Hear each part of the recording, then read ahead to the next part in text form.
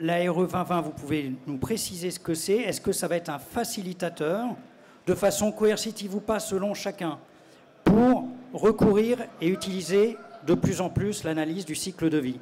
Clairement, on est dans l'air du temps, c'est-à-dire qu'en fait, on a volontairement basé en fait, le socle de notre congrès qui était le coût global, donc c'est d'aller au-delà. Donc on est tous au courant que la RE 2020 arrive. Alors la particularité de la RE 2020, elle arrive d'une manière avec des objectifs très affirmés, c'est-à-dire c'est-à-dire qu'on a à la fois un calendrier, des seuils, une démarche à entreprendre.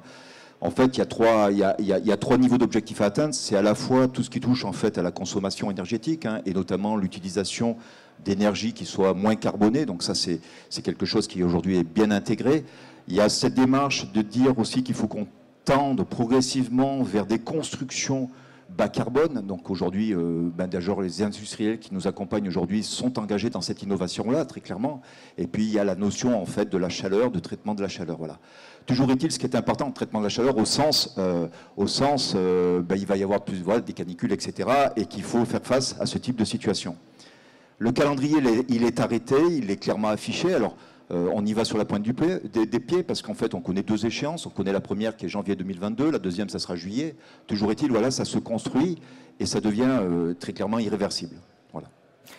Le décalage, c'était le 1er juillet dernier, l'application de la RE 2020, plus 6 mois, c'est la pandémie et où des débats ou des combats entre industrie classique, industrie biosourcée, gazier, électricien et gouvernement? Alors, je vais vous inviter à ne pas écouter la presse.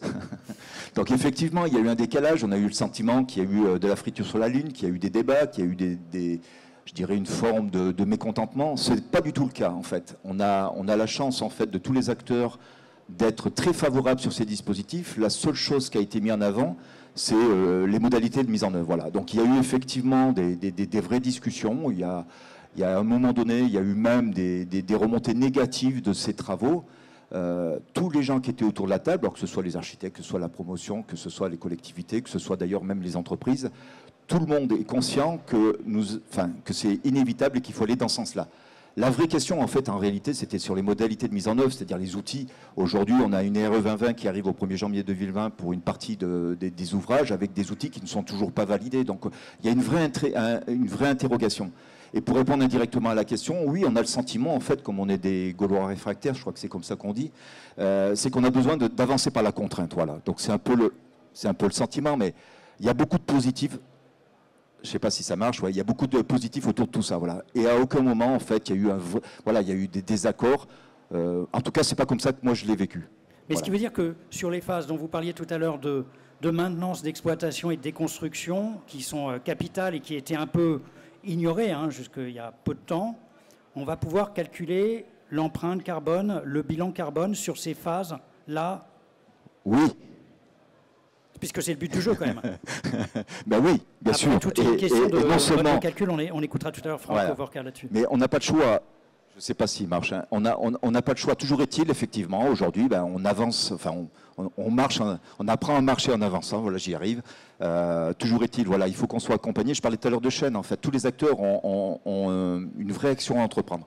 Donc la réponse, en tout cas, en ce qui concerne notre profession, c'est oui, et nous allons y participer activement. Donc, quand Jean-Marc Daniel faisait allusion tout à l'heure qu'en termes d'effet de serre, de production de carbone, le bâtiment, comme les transports, sont très consommateurs, les fameuses phases de maintenance, d'exploitation et de déconstruction, on va pouvoir calculer l'empreinte carbone. Donc, tout ça est un élément très positif. Oui, avec les données connues aujourd'hui. Parce que c'est le nœud du problème, en fait. Oui, oui, tout à fait. Avec les données connues aujourd'hui, très clairement. J'aime bien. Alors, je vais sortir un peu du champ et dire la vision que l'on a quand on participe à ces groupes de travail. Voilà. Aujourd'hui, quand on fait de la projection sur 2022, 2025, 2028, 2031, on fait une projection avec les hypothèses que l'on connaît aujourd'hui. Et ça nous emmène vers quelques solutions. Alors j'avais presque envie d'enlever DS à quelques, il n'y en a pas beaucoup, il y en a moins un à la fin, mais pour dire voilà, il y a quelques solutions. On participe, nous, à beaucoup de groupes de travail. On est très présents, on est très proche des industriels qui ont beaucoup investi dans l'innovation. On s'aperçoit en réalité que si on vient infléchir ces hypothèses-là avec tout le travail qui est fait, on va aller vers beaucoup de solutions. Voilà. Donc il y a un vrai danger en fait aujourd'hui à dire 2031, tout sera en bois, tout sera en électricité, enfin en électrique.